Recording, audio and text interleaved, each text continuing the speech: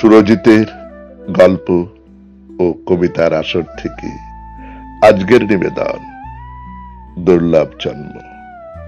কলমে রবীন্দ্রনাথ ঠাকুর, উচ্চারণে সুরজিৎ দাস।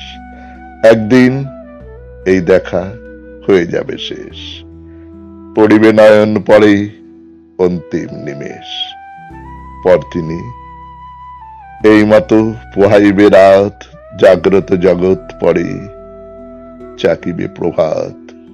কলরবে চলিবে সংসারের খেলা, সুখে দুঃখে ঘরে ঘরে বহি যাবে বেলা। সে কথা স্মরণ করি নিখিলের পানে, আমি আজি চেয়ে আছি উৎসুক নয়নে। যা কিছু হেরি চোখে কিছু তুচ্ছ নয়, সকলে দুর্লভ বলে আজি মনে হয়।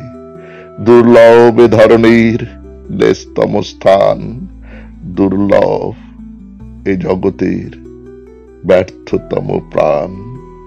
যা পাইনি তাও থাক, যা পেয়েছি তাও তুচ্ছ বলে যা চাইনি তাই মরে দাও।